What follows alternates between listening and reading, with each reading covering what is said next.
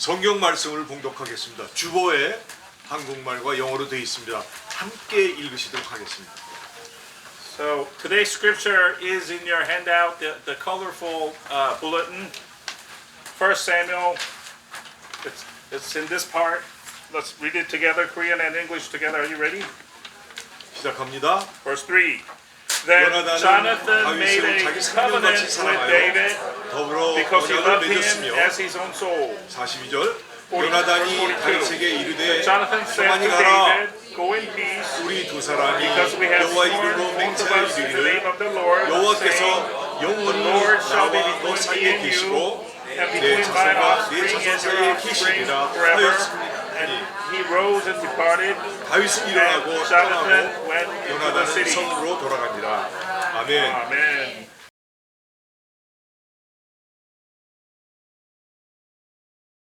제 영어 이름은 요나단, 자나튼입니다. My English name is Jonathan Lee.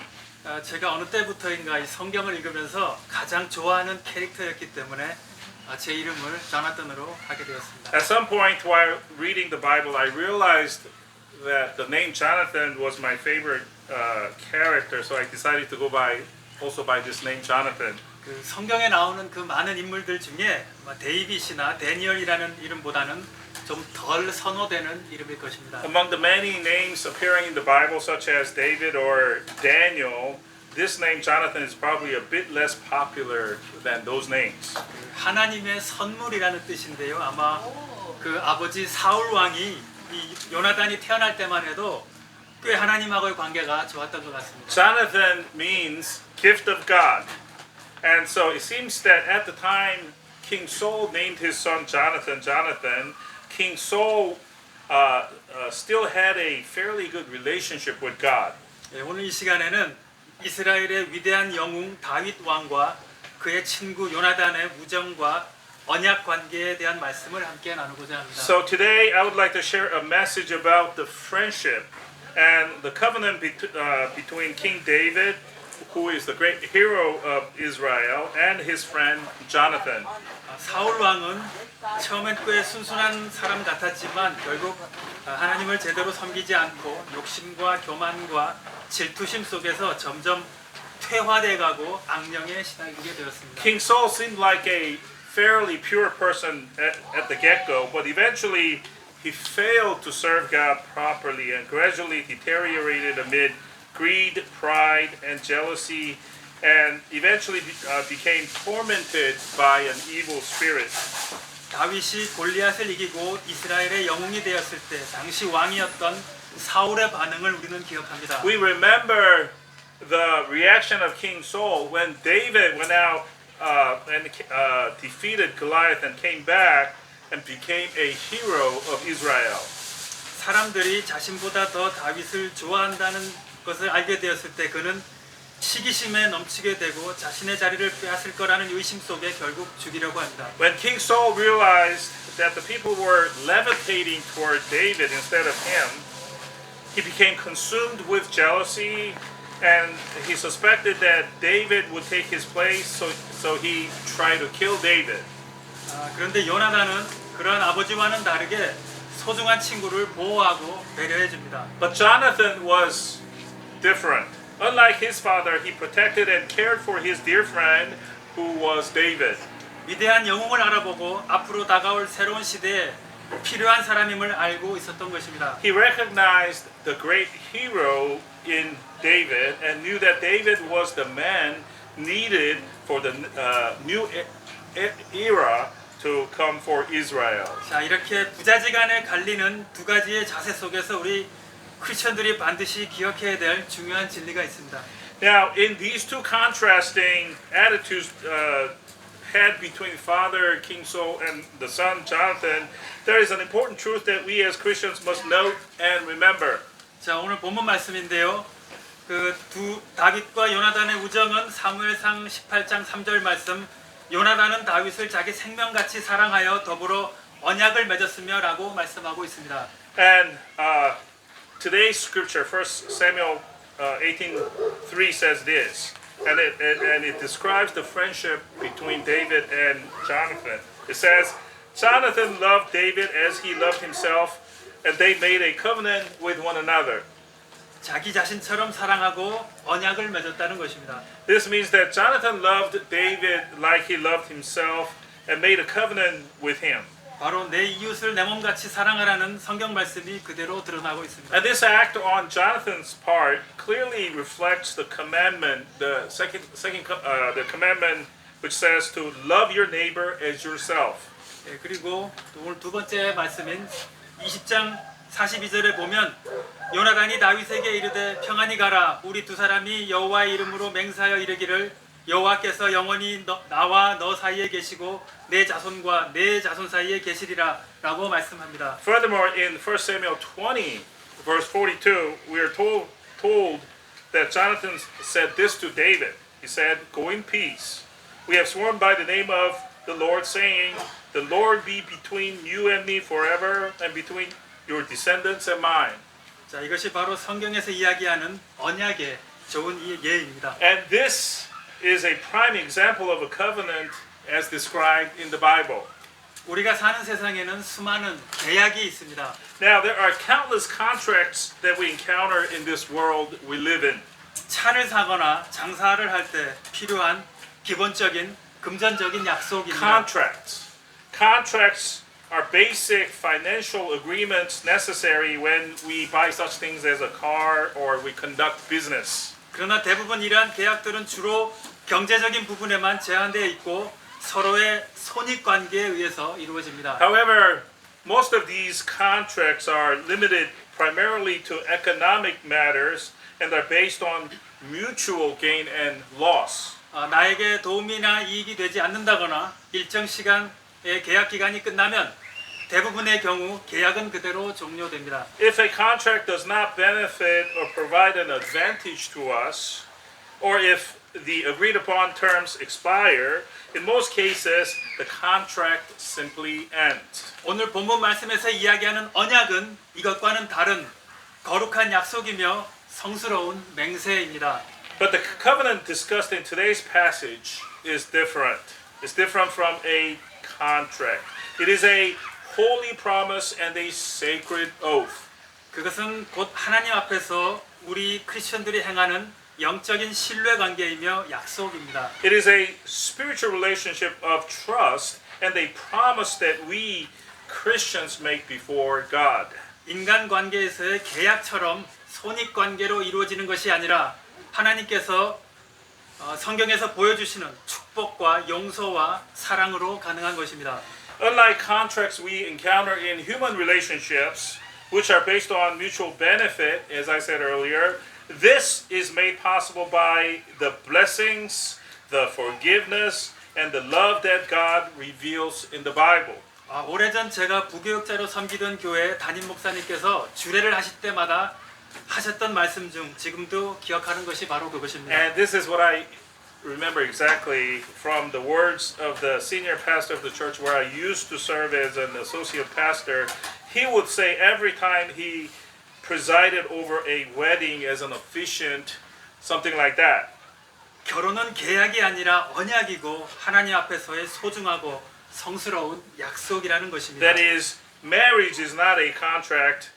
It's not a contract, but a covenant, a precious and sacred promise made before God. 손익 관계의 계약이 아니라 서로를 위한 희생과 배려와 사랑이 필요한 것입니다. That marriage is not a contract based on mutual benefit, but one that requires sacrifice, consideration, and love for one another. 요나단은 아버지와는 다르게 영적인 관점으로 세상을 바라볼 수 있는 사람이었고 자신의 욕심보다는 무엇이 더 하나님이 원하시는 것인가를 생각할 수 있는 사람이었습니다. Unlike his father, King Saul, Jonathan was a man who could view the world from a spiritual perspective. He was someone who could think about what God desired rather than what his own selfish desires desired. 아마 그도 아버지와 친구 사이에서 많은 고민을 했을 것이고 왕이 되고 싶었을지도 모릅니다. Perhaps he too struggled greatly between his father and his friend David, and he may have even wanted to become a king. 그러나 그의 위대함은 영적인 관점에서 모든 것을 판단할 수 있었고 자신의 욕심이 아닌 더 큰 그림을 볼 수 있었다는 것입니다. However, Jonathan's greatness lay in his ability to judge everything from a spiritual perspective and to see the bigger picture rather than being driven solely by his own desires. 누가 더 이 나라를 다스리는 왕이 되어야 좋을 것인가의 문제입니다. The question to him was, who would be the better suited man to rule Israel as king? 그래서 왕이 될 수 있는 자신의 권리도 하나님께서 선택하신 위대한 사람을 위해 양보할 수 있는 사람이었습니다. Therefore, he was a man who could set aside his own right and yield the throne for a great man chosen by God. 다윗을 향한 요나단의 중요한 역할은 먼저 다윗이 요나단에게 자신의 억울함을 하소연할 때 이것을 잘 들어주고 있습니다. Next, let's look at Jonathan's role. Jonathan's crucial role toward David was, first of all, to listen attentively when David poured out his grievances.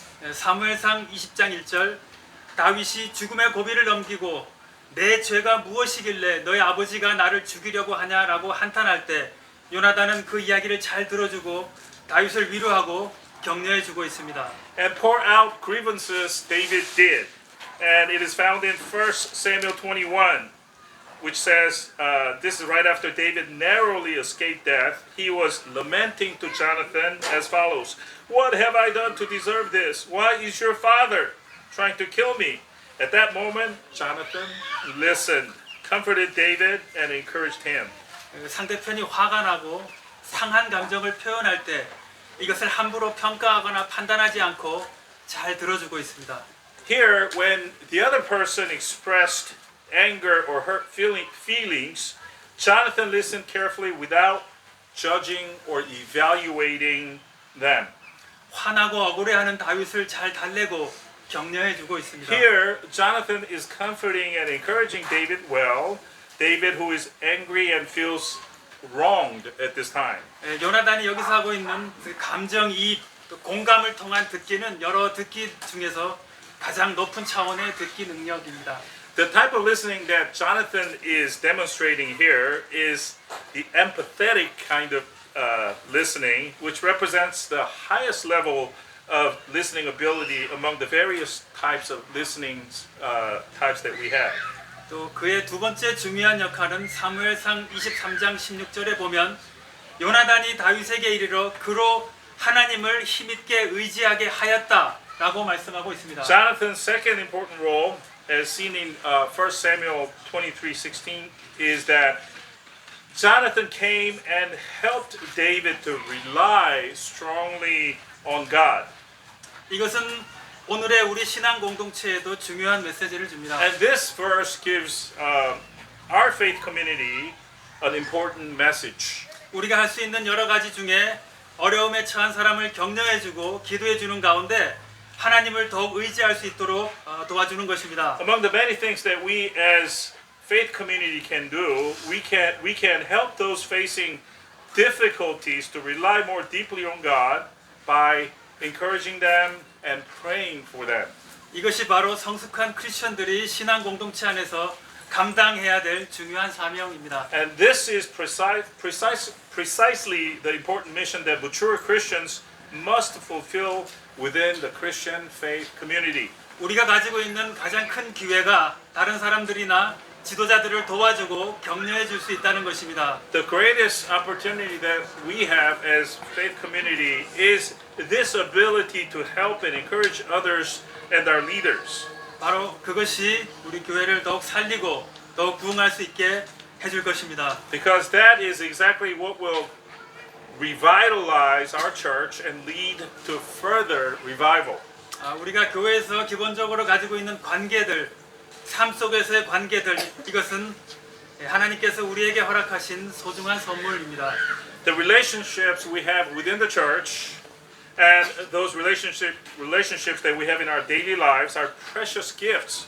They're precious gifts, folks, that God has granted to us. 요나단은 다윗의 죽음으로의 위기에서 피할 수 있도록 도와주었고 그 역할 속에서 이스라엘의 위대한 왕 다윗이 탄생하게 됩니다. Jonathan helped David escape from a life-threatening crisis, and through this role of his, the great king David of Israel was born. 예, 그의 가장 중요한 역할은 바로 다음 세대를 위해서 더 위대한 지도자가 탄생할 수 있도록 배려하고 자신을 희생할 수 있었다는 것입니다. So Jonathan's most important role was that he was able to make sacrifices and show consideration so that a greater leader could emerge for the next generation.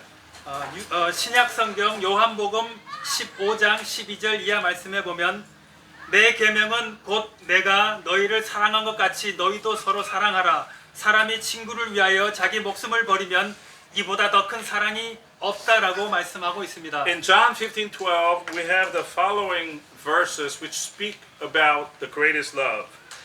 It says, "This is my commandment, love one another as I have loved you. Greater love has no one than this, that someone lay down his life for his friends." 친구를 위하여 목숨을 버린다는 의미는 바로 예수님의 자기 희생의 사랑입니다. Laying down one's life for a friend is the very essence of Jesus' self-sacrificing love. 이것이 바로 요나단이 오늘 말씀에서 다윗에게 보여주었던 희생과 사랑의 모습입니다. And that is precisely the kind of sacrifice and love that Jonathan demonstrated to David in today's scripture. 자, 근데 요한복음 15장 14절에 보시면 여기에 우리 기독교에 감춰진 중요한 진리를 발견할 수 있습니다. But if you look at verse 14 of the same chapter, you will discover a hidden yet crucial truth of our Christian faith. 너희가 나의 명하는 대로 향하면 곧 나의 친구라라는 And that 말씀입니다. verse says this: "If you do what I command, you are my friend." 우리가 어떻게 감히 하나님의 친구가 될 수 있겠습니까? But if you- 그것은 말도 안 되는 이야기 But if you 아닙니까? think about it, how could we ever dare to become God's friend? Does that make sense? 그런데 여기서 분명히 친구를 위하여 자기 목숨을 버리는 사람은 하나님의 친구가 된다고 말씀하고 있습니다. Becoming God's friend. Yet here it is clearly stated that whoever lays down his life for his friend is a friend of God.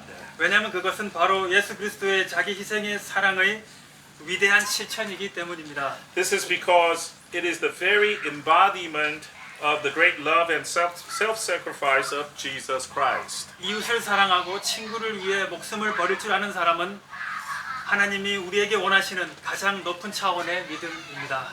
Loving one's neighbor and being willing to lay down one's life for a friend represents the highest level of faith that God desires to see from us. 그래서 하나님께 인정받고 하나님의 친구가 될 수 있는 기독교의 진리이고 비밀입니다.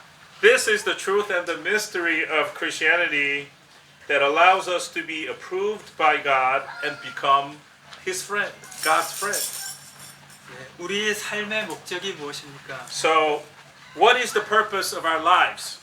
우리는 크리스천으로서 영적인 의미에서 우리 삶의 의미도 바라봐야 할 것입니다. As Christians, folks, we must also consider the spiritual meaning of our lives. 그것은 하나님께서 왜 나를 이 땅에 보내셨는가의 문제입니다. It is a question of why God sent us to this earth. 특별히 우리 삶은 수많은 관계들로 이루어져 In 있습니다. particular, if you think about it, our lives are made up of countless relationships. 서로에게 향했던 기대가 어긋나고 뭔가의 손해가 생길 때 그리고 상처가 생기고 이것이 무시될 때 더 이상 이러한 관계를 원하지 않으면 인간관계는 쉽게 단절됩니다. When expectations we have of one another are not met and some kind of loss occurs, and when wounds are inflicted and they go without being addressed adequately, then if we no longer desire such a relationship, our bonds get severed. 그리고 단순히 여러 계약을 통해서 최소한의 지켜야 될 약속만 이루어집니다. And then we revert to keeping only the bare minimum of what remains as contractual requirements.